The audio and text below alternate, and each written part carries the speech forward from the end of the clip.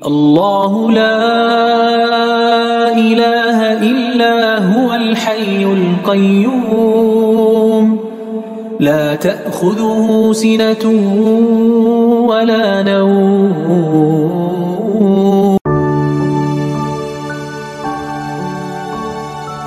Assalamualaikum warahmatullahi wabarakatuh. Selamat datang kembali di saluran YouTube kami. Pada video kali ini, kita akan mendengarkan terjemahan dan tafsir ringkas surah Al-Zalzalah dalam Al-Quran.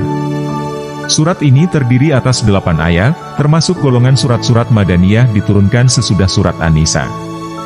Nama Al-Zalzalah diambil dari kata zilzal yang terdapat pada ayat pertama surat ini yang berarti goncangan. Isi kandungan surat ini yaitu, kegoncangan bumi yang amat hebat pada hari kiamat, dan kebingungan manusia ketika itu, manusia pada hari kiamat itu dikumpulkan untuk dihisab segala amal perbuatan mereka. Mari kita simak dan dengarkan terjemahan dan tafsir ringkas dari surah Al-Zalzalah berikut ini. Dengan nama Allah yang Maha Pengasih lagi Maha Penyayang. Ayat ke-1. Apabila bumi diguncangkan dengan guncangan yang dahsyat. Banyak kejadian dahsyat yang terjadi di bumi ketika kiamat tiba.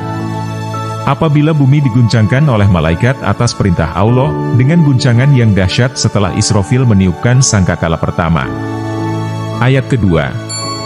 Bumi mengeluarkan isi perutnya.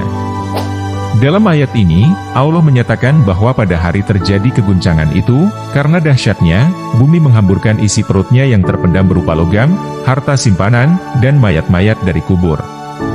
Dalam ayat lain, Allah berfirman, dan apabila bumi diratakan, dan memuntahkan apa yang ada di dalamnya dan menjadi kosong. Al-Insyiqaq ayat 3 dan 4.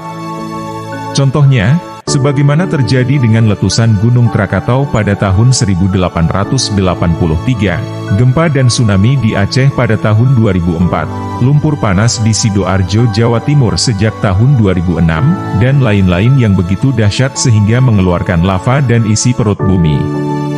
Guncangan pada hari kiamat jauh lebih dahsyat lagi. Ayat ketiga. Dan manusia bertanya, apa yang terjadi dengannya, bumi? Dan pada saat itu manusia bertanya dengan penuh kekalutan dan ketakutan, apa yang terjadi pada bumi ini? Mengapa bumi berguncang sedemikian dahsyat dan mengeluarkan apa saja yang dikandungnya? Apakah ini hari kiamat? Ayat keempat. Pada hari itu, bumi menyampaikan berita tentang apa yang diperbuat manusia di atasnya. Dalam ayat ini, Allah menyatakan bahwa ketika terjadinya keguncangan yang dahsyat itu, saat bumi bergetar dan mengalami kehancuran serta kerusakan, seakan-akan ia menjelaskan kepada manusia bahwa kejadian yang belum pernah terjadi ini tidak menurut ketentuan yang berlaku bagi alam semesta dalam keadaan biasa. Allah menjelaskan bahwa sebab terjadinya keguncangan tersebut adalah atas perintahnya semata. Ketika bumi diperintahkan hancur, maka bumi akan hancur luluh. Pada dasarnya ayat 1-5 di atas berkenaan dengan hari kiamat. Namun dari skala lebih kecil ayat-ayat tersebut dapat ditafsirkan dengan proses geologi terjadinya gempa, yang sudah barang tentu besarannya jauh lebih kecil dibanding kejadian kiamat kelak. Seperti telah dijelaskan sebelumnya menurut kajian ilmiah bahwa lempengan-lempengan kulit bumi bergerak dan saling berinteraksi satu sama lain.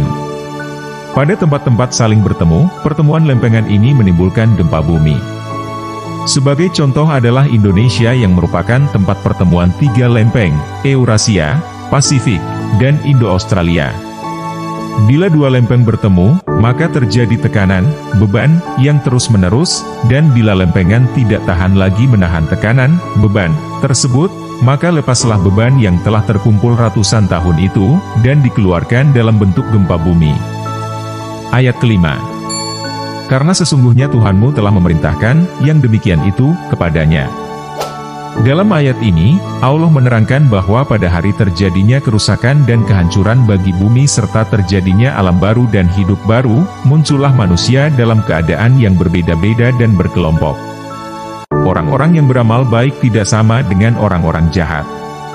Orang-orang yang taat tidak sama dengan orang yang berbuat maksiat. Mereka muncul untuk diperlihatkan Allah kepada mereka apa yang telah mereka lakukan dan untuk memetik hasil usaha mereka selama hidup di dunia. Ayat ke-6. Pada hari itu manusia keluar dari kuburnya dalam keadaan terpencar untuk diperlihatkan kepada mereka balasan semua perbuatan mereka. Pada hari itu manusia keluar dari kuburnya untuk menuju tempat hisab, atau beranjak dari tempat hisab itu dalam keadaan berkelompok-kelompok. Kondisi mereka beragam, sebagian merasa tenang dan sebagian yang lain begitu gundah dan ketakutan. Mereka digiring dengan gegas ke surga atau neraka untuk diperlihatkan kepada mereka balasan semua perbuatannya yang telah Allah janjikan. Ayat ke-7. Siapa yang mengerjakan kebaikan seberat zarah, dia akan melihat balasannya. Pada saat itu setiap manusia akan mengetahui nasib dirinya. Maka barang siapa mengerjakan kebaikan seberat zarah, niscaya dia akan melihatnya dalam buku catatan amalnya lalu dia akan menerima pahala atasnya. Dia merasa senang dan bahagia karena perbuatannya tidak sia-sia.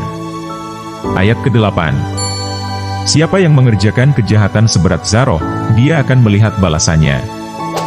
Dan sebaliknya, barang siapa mengerjakan kejahatan seberat zarah dan menganggapnya remeh, niscaya dia akan melihatnya dalam buku catatan amalnya lalu dia pun akan menerima balasannya. Inilah bukti kemahadilan Allah, dia tidak menzalimi siapapun.